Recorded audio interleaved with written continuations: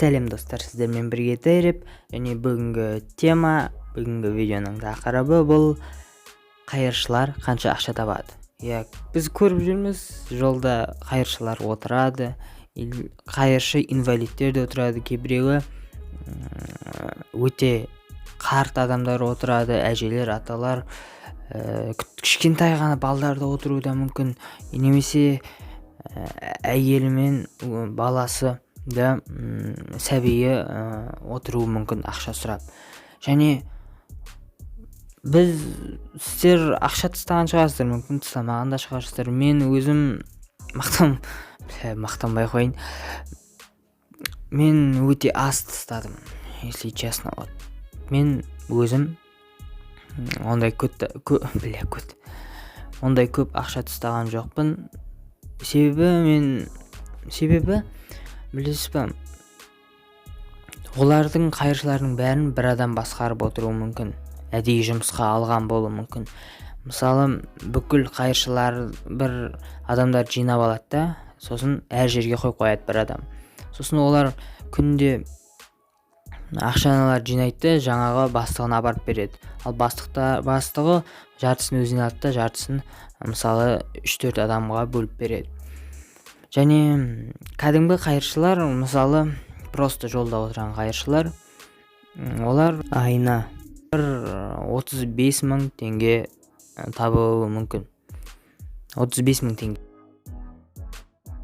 Егер ол өте көп адам өтетін жерде отырса, онда ол 35.000 теңге табады. Ал аз адам өтетін жерде отырса, онда 10 или тіпті 5.000 теңге табады. Ал мысалы, мешіттің қасында отыратын қайыршылар да болады. Мешіттің қасында отыратын әжелер, именно аталар или әжелер, себебі кәдімгі просто қайыршылар, олар жаңағыдай 35.000 табады. Ал именно үлкен аталар, әжелер айына кәдімгі бір адамның айлығындай ақша табуына болады. Мысалы, 70.000, 80.000. Ал мешіттің қасында отырса, тіпті одан да көп, 100.000-нан астам. Түсініп тұрсыздар ғой, оларда и так ақша көп. Бірақ каждый ай ондай болмайды. Күн сайын оларға көп ақша тастамайды.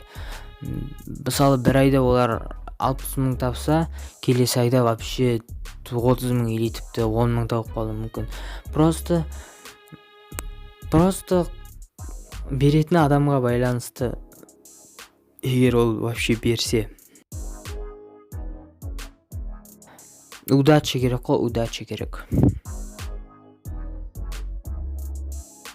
Мысалы, мен мынандай әжені көрдім. Просто жолда отырды бір әже. Мен оған ақша берген жоқпын, мен оған нан бердім. Кәдімгі нан. Бердім нанды.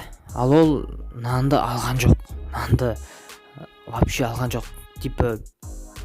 Ол тіпті лақтырып тастағысы келді нанды. Ол вообще алған жоқ, қолымен ысырып жіберді да нанды. Керек емес. Және мен осы кезде ойланып қалдым. Маған келесі жолы вообще қайыршыларға ақша беруге осы жағдайдан кейін бола ма или болмай ма? Себебі олар тіпті қайыршы болмауы да мүмкін, олар өзінің семьясы бар, просто шамалы ақша жетпей жатқан семьясы болуы мүмкін.